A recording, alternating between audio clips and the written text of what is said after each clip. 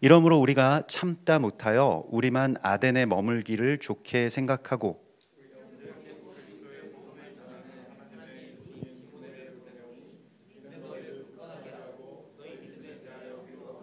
아무도 이 여러 환난 중에 흔들리지 않게 하려 함이라. 우리가 이것을 위하여 세움 받은 줄을 너희가 친히 알리라.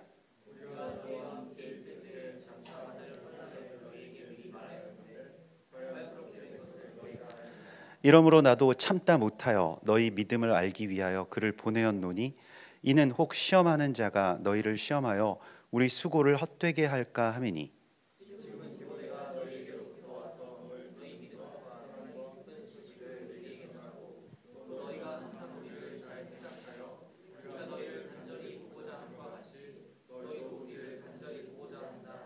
이러므로 형제들아, 우리가 모든 궁핍과 환난 가운데서 너희 믿음으로 말미암아 너희에게 위로를 받았노라.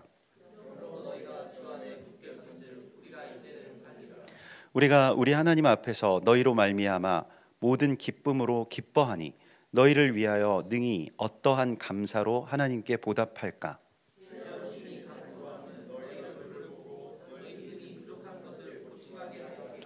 하나님 우리 아버지와 우리 주 예수는 우리 길을 너희에게로 갈 수 있게 하시오며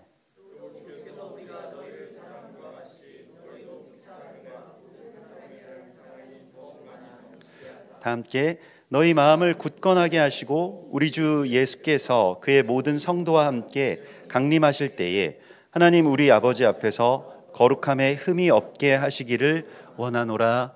아멘. 오늘 이 데살로니가 전서의 말씀은 바울이 쓴 편지, 그러니까 서신서들 가운데서는 가장 먼저 쓰여진 그런 편지로 알려져 있습니다. 네, 바울이 이렇게 긴박하게 편지를 쓴 이유는 데살로니가 교회가 세워진 지 한 석 달 만에 엄청난 환란이 닥쳐왔기 때문입니다.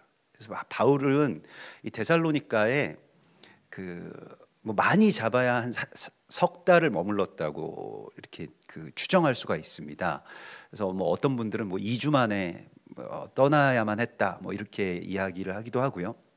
왜냐하면 그곳이 이제 지금 우리가 알고 있는 이 그리스라고 하는 반도의 북쪽 수도였습니다. 이렇게 데살로니가라고 하는 곳이요. 그래서 굉장히 중요한 도시였고 그 당시에는 인구가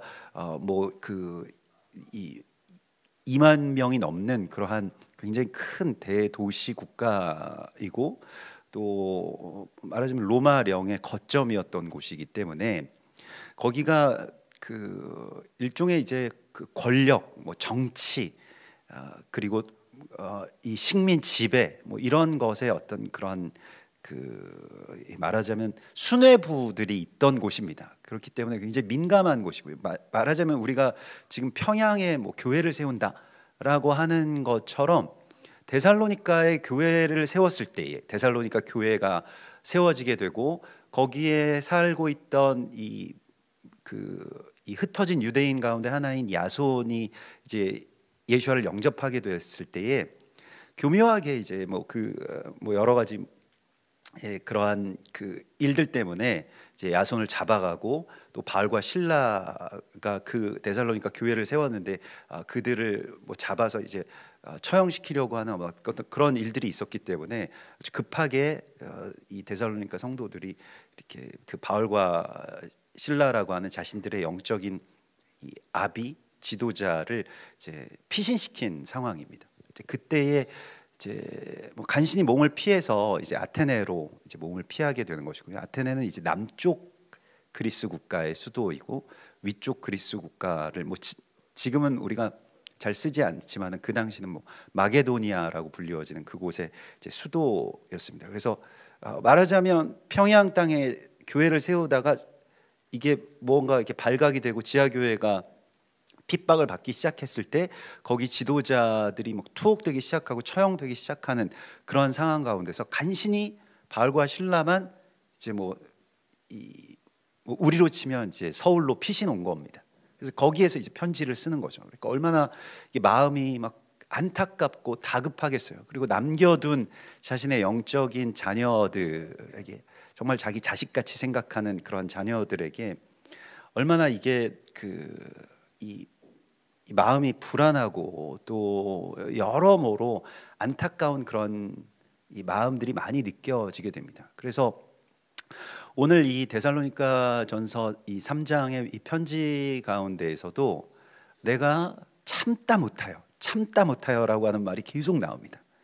근데 우리가 뭐 이 참고 참다 못해서 보통 우리는 하는 일이 뭐 화를 폭발한다던가 아니면 전에 꾹 참고 있었던 어떤 안 좋은 말을 막 한다던가 내가 참고 참다가 너한테 한마디 해야 되겠어 뭐 이런 것들이 이제 참고 참다가 참지 못해서 하는 일들이 대부분 다 좀 부정적인 것들이 굉장히 많은데 바울은 지금 뭘 참고 참다가 못 참겠다는 것이냐? 보통 우리 이런 말을 들어서 데살로니가 교회가 무슨 문제가 있었나 이렇게 생각을 할 수도 있는데 그 앞절에 보면 2장 그 19절 20절 그 마지막 절 9절을 보면 우리의 소망이나 기쁨이나 자랑의 면류관이 무엇이냐? 그가 강림하실 때 우리 주 예수 앞에 너희가 아니냐? 너희는 우리의 영광이요 기쁨이니라. 그래서 내가 그걸 참고 참을 수가 없다는 거예요. 보고 싶은 마음, 그리운 마음, 또 자랑스러운 마음, 기쁜 마음. 너희가 우리의 영광이다. 너희가 나의 기쁨이다. 라고 하는 것에 대해서 참지 못하고 그것을 고백하기 위해서 편지를 썼고 그 고백을 넘어서서 너희를 꼭 다시 만나기를 원한다. 그곳의 상황이 좋아져서 모든 것들이 평안해져서 우리가 다시 만날 수 있기를 원한다. 라고 하는 그 갈망을 그렇게 고백을 하고 있습니다. 그래서 우리가 많은 부분에 있어서는 그 절제, 뭐 참아야 되는 것, 뭐 분을 참고 또 말을 절제하고 이런 것들이 우리에게 필요하지만은 이것은 너희가 나의 기쁨이고 너가 나의 영광이다라고 하는 것에 대한 고백을 지금 그 참다 못하여서 이제 이 고백을 어떻게 표현하고자 누군가를 보내죠. 그게 바로 디모데입니다. 그래서 디모데가 이 실은 얼마나 좀 불안한 상황이겠어요. 서로가 그 자식들을 남겨두고 그 홀로 뭐 일종의 그렇게 피신을 했다고 하면은 그 자식들에 대한 마음이 어떻겠습니까? 그래서 이제 자신들은 가면 분명히 투옥되기 때문에 얼굴이 알려지지 않고 이름이 알려지지 않은 좀 그 젊고 어린 디모데를 이제 보낸 것이죠. 그래서 디모데를 그들을 위로하고 화평하게 하고 또 바울과 실라의 마음을 전하게 하기 위해서 또 그들이 막 흔들릴까봐 디모데를 보낸 겁니다. 걱정이 많이 되기 때문에 디모데를 보낸 것이고요. 디모데도 영적인 바울의 아들이고 또 그 데살로니가 교회의 성도들도 자신의 이제 자녀들인 거예요. 그래서 거기에 그렇게 그 보내는데 디모데가 이렇게 정말로 화평케 하는 자의 모습을 우리에게 보여줍니다. 우리 보통 일반적으로 이제 화평케 하는 자는 막 이렇게 어른으로서 좀 힘을 가진, 말하자면 뭐 미국이 뭐 팔레스타인과 뭐 이스라엘에 대해서 평화안을 중재한다 뭐 이런 것처럼요. 힘을 가지고 권력을 가지고 좀 위에서 야 너희들 친하게 지내 싸우지 마 뭐 이렇게 하는 그 화평하게 하는 자가 아니고요. 정말 어리고 연약한 자이지만은 그러나 이 화평하게 하는 자의 역할을 디모데라고 하는 이 모델을 통해서 우리에게 잘 보여줍니다. 무명하고 연약한 자이지만 복음을 전하는 자이기 때문에 이 디모데가 화평하게 하는 역할을 했죠. 그래서 가서 뭐 중재하고 또 위로하고 또 의지가 되고 감사가 되게 하는 여러 말들을 디모데가 전합니다. 그것뿐만이 아니라 나중에 디모데가 이제 데살로니가 교회에 다녀온 거거든요. 그래서 다녀와서 어떤 소식을 전하는데 데살로니가 교회의 성도들이 너무너무 잘 믿음 안에서 잘 버티고 있고 또 오히려 이 바울과 실라 때문에 뭐 믿은 지 얼마 되지도 않았는데 정말 어린아이의 단계이잖아요. 그래서 뭐 일종의 정말 우리도 뭐 믿은 지 석 달밖에 안 됐다 이러면은 초신자라고 이렇게 자기 자신들이 생각하지 않겠습니까? 근데 뭐 예수 믿으면 천당 간다고 해서 믿었는데 고난이 막 쏟아지고 사회적으로도 여러 가지 어려워지고 뭐 오히려 막 감옥에 갇히고 뭐 이런 일들이 누가 끌려가고 이런 일들이 일어나니까 원망을 할 수 있지 않겠어요? 바울이나 신라에 대하여서. 근데 그런 원망들이 없이 감사하면서 꼭 다시 돌아오셨으면 좋겠다, 바울과 신라가. 이런 마음을 이 디모데가 전하게 됩니다.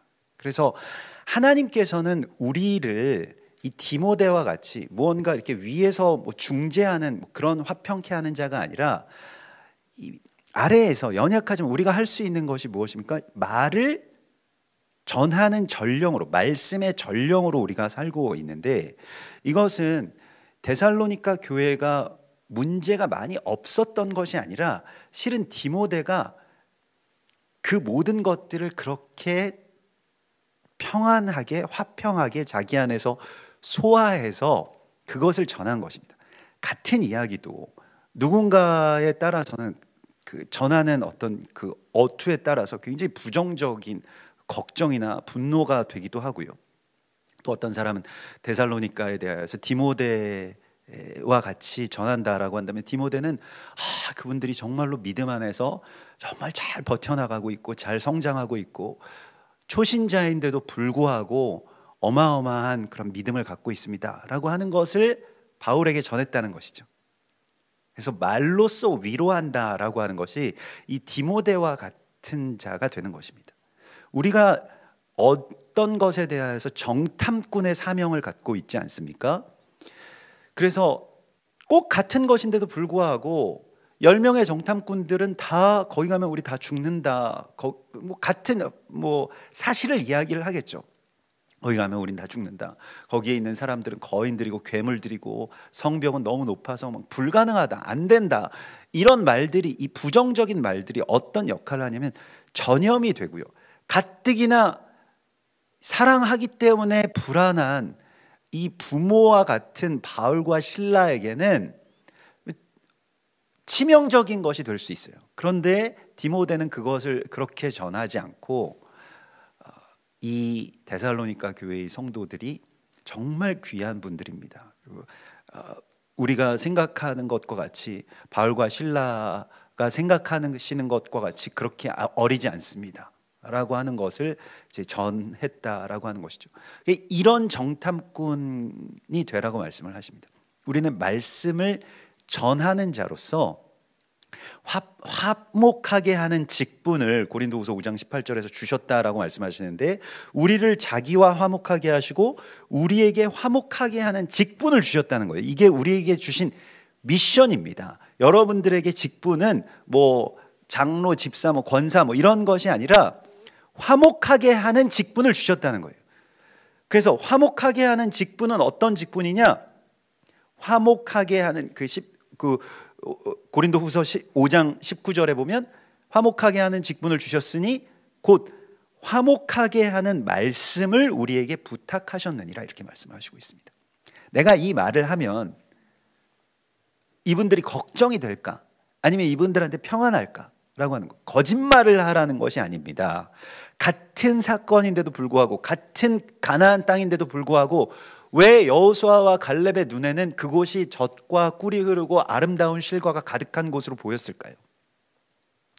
그들이 화목하게 하는 직분을 정말 자신들의 사명으로 알고 있었기 때문입니다. 이게 걸러져야 됩니다.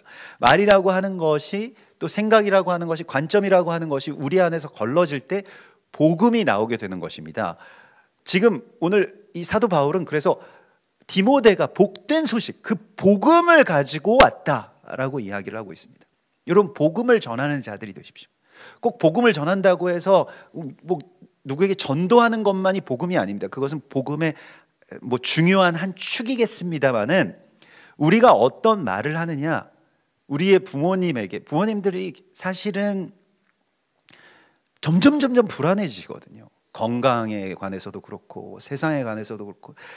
예전에는 그 젊은 사람들이야 자기 힘이 있고 또 앞으로 남은 시간들이 많이 있고 가능성들이 그래도 열려 있기 때문에 그냥 이렇게 대수롭지 않게 쿨하게 그래? 그리고 그냥 넘어갈 수 있는 일들이 이제 걱정이 계속되는 어떤 그러한 이 일들이 있다는 것이죠. 그래서 마음이 점점 약해져가고 또 불안해져가고, 왜냐면 많은 경험들 때문에 그렇습니다. 그래서 많은 것들을 보고 뭐 사고도 목격하고 또 자신이 안 좋은 일들도 경험하고 뭐 여러 가지 어떤 것들이 계속 어떤 그 공포의 나이테처럼 자기 자신을 둘러싸면서 계속 자라왔고, 또 그것이 이 어느 선을 넘어갔기 때문에 자녀들에게 디모데와 같은 이 사명을 주님께서 우리 가운데 주십니다.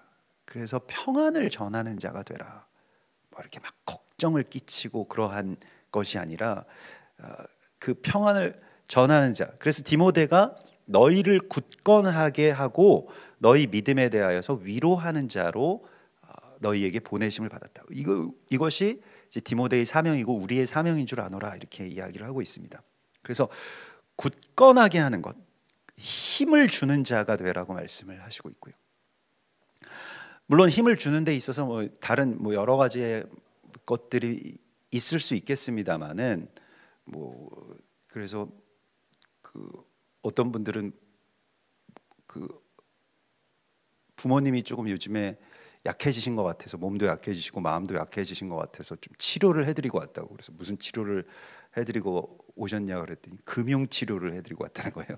그래서 그러면 좀 힘이 나시는 것 같더라, 뭐 이렇게 말씀을 하시는데, 물론 뭐 그것도 정말 중요한 것이죠. 뭐 그 물질이 있는 곳에 마음이 있는 것이니까요.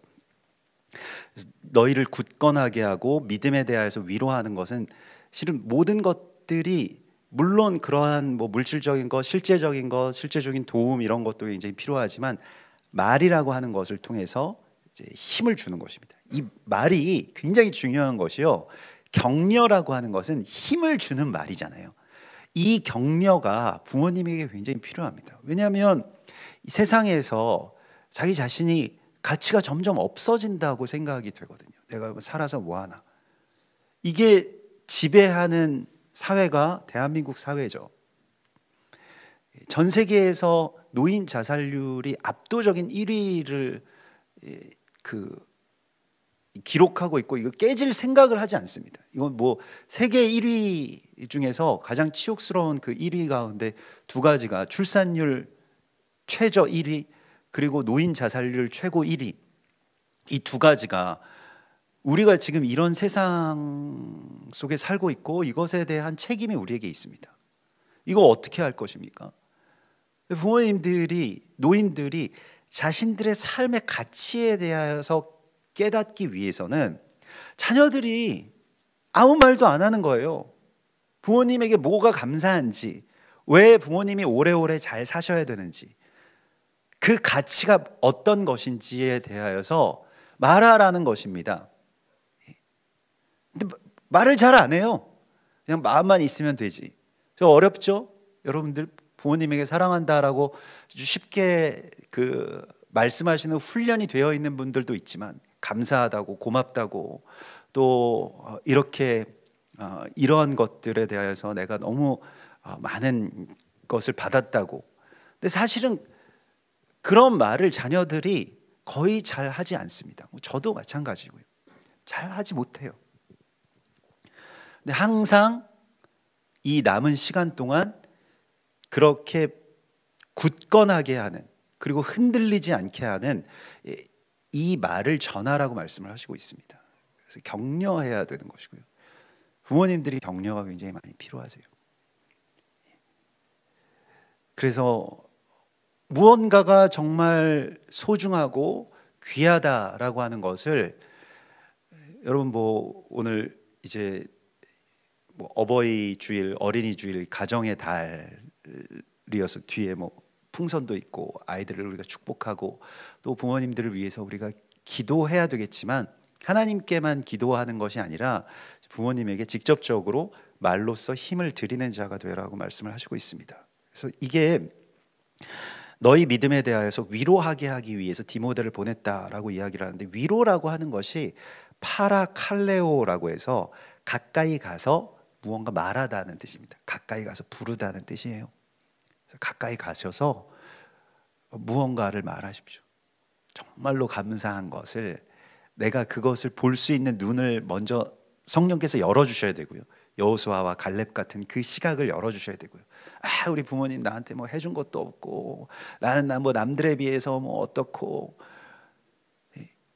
그런 그 저주받은 정탐꾼들이 아니라 정말로 성령 안에서 너무 감사하고 정말 풍성하고 아름다운 열매들을 나에게 많이 주셨음에 대하여서 고백할 수 있는 것으로 파라칼레오, 이게 위로가 된다는 것입니다. 그렇지 않겠어요? 부모님에게 가장 큰 위로나 격려는 무엇입니까? 부모님 덕분에, 부모님의 은혜로, 부모님이 그 신앙을 물려주셔서, 부모님이 나를 이렇게 잘 길러주셔서 내가 여기에 이렇게 잘 살고 있습니다 라고 하는 것이죠. 그러니까 그것에 대하여서 고백하라는 거예요. 이게 우리가, 하나님께서 오늘 우리에게 주신 화평케 하는 그런 그 직분이라고 말씀을 하시고 있습니다. 근데 데살로니가 교회는 장차 받을 환란에 대하여서 바울이 예언을 했는데 석 달 만에 성취가 된 거예요. 이게 우리도 뭐 마지막 때의 환란, 교회가 막 환란에 휩싸이고 당신들이 예수 믿는 것 때문에 정말로 대적이 분노해서 엄청난 핍박이 올 수도 있다. 근데 그 실제적인 핍박이 또 본격적으로 지금 이 어떤 소문이 돌아서 이렇게 된 것이냐면, 이 예수를 믿는다라고 하는 사람들은 왕을 인정하지 않는다, 반정부주의자들이다, 이런 소문을 막 돌렸습니다. 그것도 그 정통 유대인들이 이제 이 소문들을 데살로니가 그 고위직들에게 돌려가지고 정치적으로 반란 세력이다, 그러니까 색출해서 죽여야 된다, 이런 것들을 계속 부추겼다라고 하는 것이죠. 그래서 뭐 여러 가지 어려움들이 굉장히 많았는데, 오늘 이 3장 4절에 보면 너희와 함께 있을 때 장차 받을 환난을 너희에게 미리 말하였는데 과연 그렇게 된 것을 너희가 아느니라. 이 고난이 실제가 되었을 때에 얼마나 불안한 상황입니까? 근데 고난의 신비에 대하여서 알고 그 고난을 우리가 이겨내야 되겠다라고 할 정도의 신앙적인 성숙이 되지 못한 것 같은 이 데살로니가 교회의 성도들에게 무언가 화평의 말들이 심어지게 되고 서로에게 대한 어떤 그 신뢰가 지금 이 편지를 통해서, 또 그 편지를 왔다 갔다 하면서 전달하고 있는 이 디모데를 통해서 이게 지금 실현되고 있다라고 하는 것입니다. 그래서 보이지 않는, 자기가 막 그래 내가 이제 이 평화 안을 또 이렇게 화평하게 했지, 이런 어떤 자신의 공로를 내세우는 것이 아니라 정말로 부드럽고 또 작은 말로써 이 모든 것들을 잘 화평하게 하고 굳건하게 하고 위로하는 이 디모데와 같은 자가 되라고 말씀을 하시고 있습니다. 그래서 디모데로 인하여서 바울과 실라는 그 걱정에 사로잡히지 않을 수 있었고요, 디모데로 인하여서 그 자녀와 같았던 데살로니가 교회의 성도들은 위로를 얻을 수 있었습니다. 힘을 받을 수가 있었고요, 격려를 받을 수가 있었습니다. 원망이 그들을 지배하거나 두려움이 그들을 지배하는 상태가 되지 않게 할 수 있었다는 것입니다. 이 말을 맡은 사명자들로 하나님께서 여러분들을 부르셨다고 말씀을 하시고 있습니다. 특별히 자녀들의 사명이 바로 이것이에요. 자녀들이 지금 말 못하게 하는 그 귀신에 들린 세대, 그것에 대하여서 우리가 이 변화산에서 내려오신 예수와께서 그걸 꾸짖으시면서 말 못하게 하는 귀신 들린 그 아들을 치유해 주시는 그런 사건이 있었는데, 자녀들이 지금 무슨 말을 못하느냐, 뭐 말이 많다 적다 이런 것이 아니라, 물론 말도 잘 안 하려고 하는, 그래서 대화 자체가 단절되는 경우도 굉장히 많이 있습니다만은, 자녀들이 말의 사명에 대해서 깨달으라고 말씀을 하시고 있습니다. 자녀들로서 할 수 있는 최고의 공경은 금융치료 이전에 말로써 치유하는 것입니다. 너무 고맙다고, 너무 감사합니다 라고 하는 것에 대하여서요. 조금이라도 원망이 들어가게 되면요, 부모님들은 기본적으로 가지고 있는 어떤 뭐 우리가 요즘에 뭐 디폴트라고 하나요? 기본적인 것이 무엇이냐면 자녀들에 대해서 미안한 감정을 갖고 계세요. 내가 잘 해주지 못했다, 내가 잘 먹이지 못했다, 잘 입히지 못했다, 잘 교육시키지 못했다, 이런 좀 미안한 감정들이 부모님들이 다 있으시죠. 근데 거기에다가 기름을 껴얹는 격이 되거든요.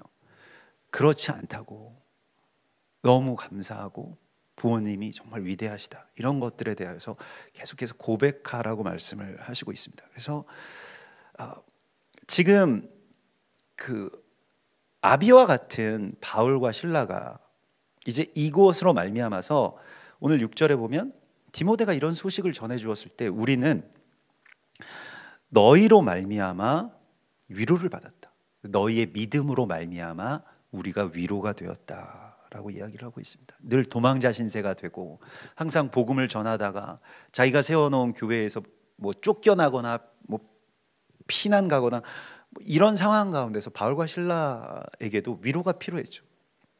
근데 이 바울에게 있어서 뭐 이게 이제 우리가 이 뭐 제자도가 있다라고 한다면 부모도가 있는 것이죠. 부모의 길, 이것을 우리가 보게 되는데 이 앞장에 2장에 보면 바울이 이 데살로니가의 성도들을 자신의 정말 자식같이 생각한다라고 이야기를 하고 있습니다. 아버지가 자녀에게 하듯이 너희에게 권면하고 권고하고 가르쳤다, 교훈한다, 이렇게 이야기를 하고 있습니다. 정말 자식같이 생각하는 거예요. 그런데 2장 7절에 보면 우리가 그런 아비로서 혹은 사도로서 마땅히 권위를 가지고 너희에게 무엇을 주장하거나 명령하거나 가르칠 수 있지만 오히려 우리는, 나는 너희 가운데서 유순한 자가 되어 유모가 자기 자녀를 기름과 같이 하였다라고 이야기를 하고 있습니다. 그래서 이 유모와 같은 아비가 되기로 했다는 거예요. 그냥 막 정말 뭐 가부장적으로 내가 이렇게 하면 너희가 다 따라와 주장하는 자세를 취하지 않고 부모인데 부모도가 바로 여기에 있습니다. 유모 같은 부모가 되었다는 거예요. 이것은 어떤 것이냐면 유순한 자가 되어서 나에게 복종해 이런 것이 아니라 젖을 먹여주는 것이죠. 울면 젖을 먹여주고 부족한 것들을 채워주고 또 같이 놀아주고 얘기를 들어주고 이런 어떤 유모 같은, 그래서 얘가 이렇게 되었으면 좋겠다라고 하는 이 주장이요, 내 마음에는 얘가 이런 모양이 됐으면 좋겠다라고 하는 것을 버릴 때 그냥 잘하는 것을 돕겠다라고 하는 이 유모로서의 그 부모도를 지금 바울이 오늘 새롭게 부모님들에게 제시하고 있습니다. 자녀들을 양육하는 그 입장에서 내가 얘가 어떻게 되었으면 좋겠다, 그리고 그거에 우리도 매이게 되고 부모도 매이게 되고 자녀들도 묶이게 되는 것에서 빠져나오려면 유모와 같은 부모가 되겠다, 유모와 같은 엄마, 유모와 같은 아버지가 되겠다라고 하는 것이죠. 제가 전에도 말씀드리지 않았습니까? 위대한 분들, 세계적으로 뭐 역사상 가장 위대한 분들에게는 정말 귀한 어머니들이 있었죠. 근데 그 어머니들이 정말 헌신적으로 정말 유모처럼 정말 젖을 먹이고 잘 기르시는 그런 어머니들이 있었죠. 그래서 역시 위대한 어머니가 위대한 인물들을 그렇게 기르는구나, 이런 것을 보았는데 역사적으로 위대한 인물들의 아버지는 어땠을까, 이런 것을 또 이제 찾아보지 않을 수 없지 않습니까? 저는 아버지이기 때문에. 그래서 역사상 가장 위대한 인물들의 아버지들의 공통점이 있더라고요. 아버지가 안 계시더라고요, 대부분. 예. 아버지의 부재가 있더라고요. 그래서 없는 게 낫구나, 이렇게 뭐 그런 생각도 들었습니다. 물론 뭐 위인들이라고 해서 꼭 뭐 다 훌륭한 사람들이라고 단정지어서 이야기하기는 좀 어렵습니다만은 그럼에도 불구하고 개입하지 않는다, 돌봐주되 주장하지 않는다라고 하는 이 유모로서의 이 부모도를 오늘 바울에게서 우리가 배워야 됩니다. 오늘 이 데살로니가 교회를 향한 이 바울의 마음은 내가 사도고 내가 교회의 설립자고 내가 교회의 어른이어서 내가 시키는 대로 너희가 다 따라와, 이 카리스마틱한 어떤 뭐 그런 어떤 지도자, 그런 리더, 이게 뭐 무슨 그런 뭐 사도권 뭐 이런 것들을 주장하는 데에 좀 왜곡되게, 실제로 사도들이 그런 식으로 교회를 지배하거나 통제하지 않았습니다. 무엇이냐면 그냥 돌봐주는 거예요. 그래서 이게 유모라고 하는 것이요. 지금 그 유모라고 하는 말을 그 2장 7절에서 헬라 말을 찾아보니까 그 부침성 있다라고 하는 뜻이 있습니다. 그래서 그냥 친절하게 말한다 이런 뜻이 있습니다. 그래서 유순한 자가 되어서 유모처럼 유모가 자기 자녀를 돌봐주는 것 같이 그렇게 하는데, 이게 그 친절하고 유순한 자가 되어서, 유순한 자가 그냥 이렇게 뭐 화를 안 내고 이런 것도 물론 있지만 아주 재밌게 말을 해주는 자라는 거예요. 친절하게. 그래서 재밌는 말동무가 되어주고요. 뭐 나랑 관심사가 좀 다르잖아요. 부모님들의 입장에서는 자녀들의 관심사와 내 관심사가 다르지만 좀 같이 맞춰서 얘기도 하고 뭐 또 같이 그렇게 하면서 유모가 자기 자식을 기르듯이. 그래서 유모는요, 이게 트레포스라고 해서 이제 그 옆에서 잘 먹여주는 자를 말합니다. 실컷 먹여주다, 맛있는 거 먹여주는 자, 뭐 이렇게 이야기를 하는데, 우리가 부침성 있게 친절하게 친구처럼 그런 부모가 되면 얼마나 좋겠습니까? 우리도 다 꿈꾸는 것이죠. 그러기 위해서 친구나 유모에게서 배워야 될 게 있습니다. 자, 얘가 어떻든지 간에 자기 주장을 잘 하지 않잖아요. 너는 그러니? 너는 그렇구나. 쌤 재밌다. 우리 같이 놀까? 뭐 이러한 것이지, 너 이렇게 하면 안 돼. 너 내가 참다가 이거 한마디 하는데 너 이거 고쳐야 돼. 그런 사람은 친구가 아니죠. 뭐 선생 역할을 하는 것이고 부모 역할을 하려고 하지 않는 것에서부터 이제 우리가 유모와 같은 그러한 친구가 되는 것이고요. 이게 부족한 것이 있으면 보충해 주는 부모가 되는 것, 이것을 이제 내가 유모와 같이 당신들을 그렇게 기르기를 원합니다라고 하는 이 부모도를 배우라고 말씀을 하시고 있습니다.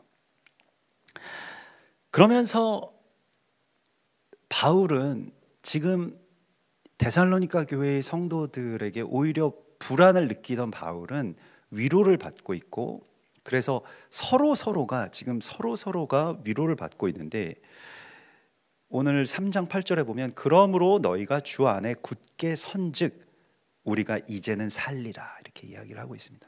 이제는 내가 정말 살겠다. 맨날 죽겠다 이러던 그 부모님들이 이제는 살겠다. 뭐 때문에 살겠다라고 이야기를 하냐면 주 안에 굳게 선즉, 그것이 부모를 공경하는 것이고요. 주 안에 우리가 굳게 서는 것이요. 뭐 부모님이 그것을 바라는 최고의 가치이든 그렇지 않든 간에 아무튼 우리가 주님 안에서 완전하게 서는 것이 부모를 공경하는 첫 번째입니다. 부모님에게 뭐 용돈을 많이 드리는 것이 첫 번째가 아니고요. 직접적으로 공경하는 것 그 이전에 우리가 부모를 공경하는 것의 첫 번째는 주 안에서 우리가 온전하게 서는 것입니다. 주 안에서 늘 거하는 것입니다. 그게 부모 공경의 첫 번째이고요. 이걸 지금 부모님들도 자녀들에게 가르치셔야 됩니다. 내가 너희에게 원하는 것, 네가 어떤 사람이 되고 뭐 어떤 연봉을 받는 무슨 직장에 들어가야 되고 어떤 학교에 들어가야 이런 거 아니지 않습니까? 그럼 아니면은 무엇이 나에게 있어서는 가장 큰 위로이고 가장 큰 기쁨이고 가장 큰 가치이냐? 너희가 주 안에서 곧게 서는 것, 그게 최고의 기쁨이다라고 하는 것을, 그 가치를 계속해서 제시하셔야 됩니다. 고백하셔야 됩니다. 너 어떻게 되든지, 너 이번에 뭐 이렇게 되지 않아도 괜찮아, 다 괜찮은 거예요. 그러나 주 안에서 우리가 우리의 삶이 어떤 학교에 입학하는 것이나 아니면 어떤 회사에서 얼마나 돈을 받는 것이나 어떤 아파트에 사는 것이 우리의 삶의 목적이 아니지 않니? 그런 거 없어도 주 안에서 온전하게 서 있는 것이 나에게는 가장 큰 기쁨이다 라고 하는 것에 대한 그 가치를 꼭 말씀해 주셔야 됩니다. 그래야 이 세상에서 자녀들도 계속 자기의 가치를 어떤 자기 실력이나 아니면 자기 재산이나 소유나 이런 걸로 계속 판단받고 비교당하는 이 세상 속에서 살아갈 수가 있는 거예요. 자존감이라고 하는 것이 그냥 스스로가 자기를 높인다고 해서 자존감이 있는 것이 아니고요.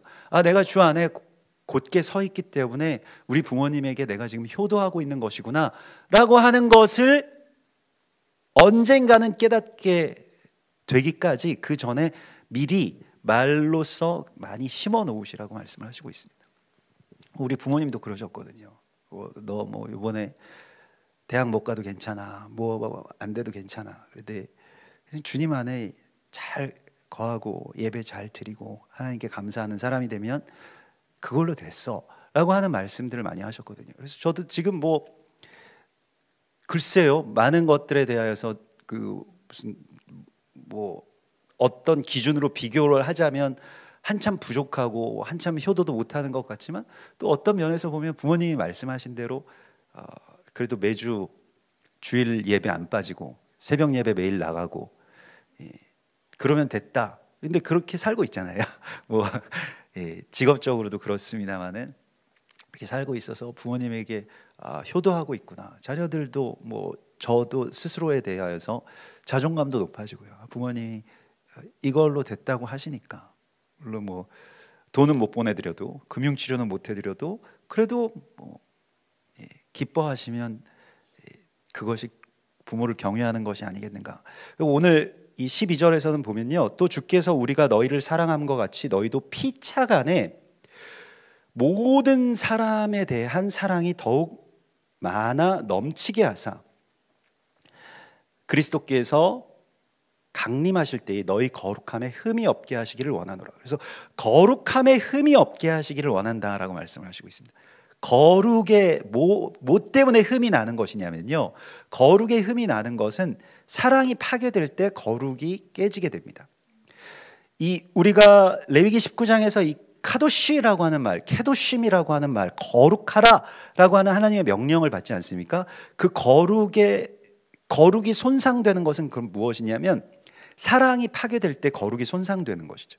그래서 거룩을 완성시키는 것은 내가 거룩하니 너희도 거룩하라 말씀하실 때, 이것은 주님께서 우리가 서로 하나 된 것과 같이, 삼위일체의 하나님이 서로를 존중하시고 하나가 되신 것과 같이 너희도 그렇게 사랑하라 라고 하는 말씀의 또 다른 표현입니다. 히브리적인 또 다른 표현이 거룩하라 라고 하는 말씀인데요, 그래서 거룩하라 라고 하는 말씀의 그 뒤에 이어지는 말씀이 무엇입니까? 이게 그 레위기에 보면 너희 각 사람은 부모를 경외하고 나의 안식일을 지키라. 이게 거룩이에요. 그러니까 거룩을 지키는 것. 그래서 거룩을 지키는 것은 우리 안에서 사랑이 넘치는데 서로 사랑하는 것이고요. 자녀들이 서로 막 분쟁하고 막 서로 싸우고 막 원수되고 다시는 안 보겠다 이렇게 되면 이게 가장 마음 아픈 것이죠. 부모님들 입장에서는 정말 무덤에서도 나중에 눈을 못 감으실 정도로 뭐 이렇게 그 자녀들의 어떤 그런 분쟁들이요. 그래서 너희가 서로 사랑하라라고 하는 것, 피차간에 사랑하는 것, 서로 사랑하라라고 하는 것이 예수와께서 우리에게 주신 계명이죠. 이 모든 계명의 그냥 한 계명입니다. 그래서 이 서로 사랑하라라고 하는 것이 있고요. 또한 우리를 향한, 피차를 향한 사랑에서 넘어서서 모든 사람을 향한 사랑으로 넘쳐나기를 원한다라고 말씀을 하고 있습니다. 오늘날에는 이 뭐 인류애라든가 세상을 정말 사랑해서 내가 이 일을 하고 있습니다라고 하는 그런 생각이 굉장히 낡고, 뭐 그런 생각을 아직도 하는 사람이 있어. 그냥 먹고 살자고 하는 거 아니야? 이런 세상의 풍조 가운데 우리가 살고 있잖아요. 내가 뭐 무슨 일을 하든지 간에, 내가 뭐 성직에 있든지 교직에 있든지 뭐 예술가가 되든지 직장인이 되든지 뭐 사업을 하든지 여러 분야에서 활동하는 데 있어서 하나님이 세상을 사랑하시는 그 사랑을 전하기 위해서 내가 이 일을 합니다. 내가 이 일을 섬깁니다. 이 일을 통해서 열심히 이것을 통해서 주의 사랑을 세워나갑니다 라고 하는 그런 생각들이 지금 끊겨 있는 이 시대 가운데 다시 이것을 되찾으라고 말씀하시고 있습니다. 모든 사람을 향한 사랑 때문에 우리가 이 일을 하는 거예요. 얼마나 비참합니까? 내가 먹고 살기 위해서 지금 이 일을 하고 있다라고 한다면요, 먹고 살기 위해서 내일 아침에 일찍 일어나가지고 무언가 일터로 나가야 된다라고 한다면요, 그거 위해서 사는 것이라고 노예처럼 우리를 전락시키는 그 대적에게 넘어가지 말고, 하나님이 세상을 사랑하셔서 나를 이 자리에, 누군가는 이 일을 해야 되잖아요.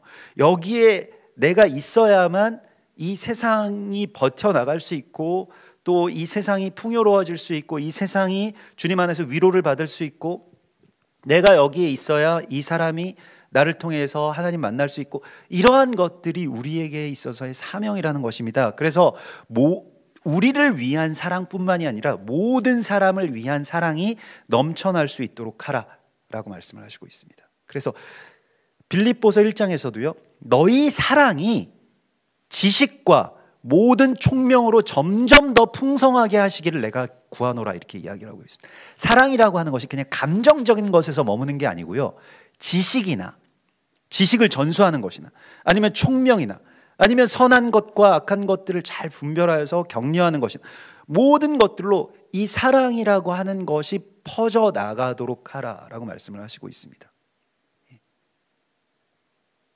이거 굉장히 사실 어찌 보면 촌스러운 생각이라고 이렇게 전락되어 버린 그런 이야기들이거든요. 군인들도 마찬가지죠. 저기 군인이 계시지만은 군인들도 정말 미국의 아주 투철한 군인 정신을 가지고 있는 분들을 보면 나라를 정말로 사랑하죠. 그냥 애국자지. 나라를 사랑해서 내가 나라에 정말 한 몸을 바쳤다, 이런 것들이 있지 않습니까? 우리도 마찬가지여야 되는데, 우리는 이게 글쎄요, 군대 문화가 이제 사병들이 억지로 끌려와서 그런지 그렇게 나라를 위해서, 조국을 위해서 내 한 몸을 바치기 위해서 이곳에 왔습니다, 훈련소에서, 군대에서 그렇게 만나본 적이 별로 없는 것 같아요. 언제 끝나나, 국방부 시계가 언제 가나. 근데 정말 나라를 사랑하셔서 그 군 복무하시는 분들이 계시죠. 내가 여기에 정말 이 모든 것들을 헌신하고 이 나라를 지키기 위해서 나의 삶을 바칩니다. 이게 그리스도의 사랑이 우리 안에서 넘쳐날 때 모든 분야에, 그게 어떤 직종과 어떤 상황과 어떤 부분이든지 간에, 내가 학생이면 학생으로서, 또 교사이면 교사로서, 여러 가지의 방면에서 이 사랑이 넘치게 하라라고 하는 것이 하나님은 오늘 우리에게 주신 이 거룩의 흠이 없게 하라라고 하는 사명입니다. 그래서 이것을 위해서 우리가 부르심을 받았고, 우리가 이것 때문에 서로에게 다시 이제 이것을 격려하는 자가 되라고 말씀을 하시고 있습니다. 이 가치에 대하여서 이 세상에 꼭 필요하신 분으로서 우리 부모님이 계시고, 또 꼭 필요한 주님의 사람으로서 우리의 자녀들이 있다는 것을 서로에게 오늘 바울과 같이 고백하는 편지, 고백하는 말로써 서로를 세워나가는 그러한 평화의 사자들이 되라고 주님께서 오늘 우리에게 말씀하십니다. 우리 같이 기도하겠습니다. 주여 감사합니다. 우리들 참으로 주님과 같은, 아버지 하나님과 같은 아버지가 되게 하여 주시고, 성령님과 같은 어머니가 되게 하여 주셔서 우리가 늘 자신의 많은 뜻과 힘으로 통제하고 주장하지 않고 곁에서 도우며, 또 말할 수 없는 탄식으로 기도하며, 또 위로하며 격려하는 그러한 부모가 되게 하여 주시옵소서. 또한 우리가 자녀로서 부모님들을 그렇게 평안케 하고 또 화평한 복음을 전하는 자들이 되게 하여 주시고, 감사와 또 찬송의 입술의 열매가 부모를 경외하는 것을 향해서 나아갈 수 있기를 주님 간절히 원하오니, 주여 우리 자녀들의 입술을 열어서 그러한 고백들을, 그 고백의 열매들을 부모님들에게 드릴 수 있도록 인도하여 주시옵소서. 우리가 세상을 살아가는 것에 하나님이 세상을 사랑하시는 그 사랑의 열매로 살게 하여 주시고, 나의 모든 일이나 말이 그러한 주님의 사랑의 고백들이 되게 하여 주시옵소서. 이제는 우리 주 예수와 메시아의 구속의 은혜와 아버지 하나님의 크신 사랑하심과 성령님의 감화 감동하심이 주의 거룩한 부르심 가운데 응답하기를 원하며, 또 주의 열매가 되어서 주님의 가정을 이루고 또 자녀로서, 부모로서 살아나가는 주님의 귀한 성도들 가운데 이제로부터 영원까지 함께 계실지어다. 아멘.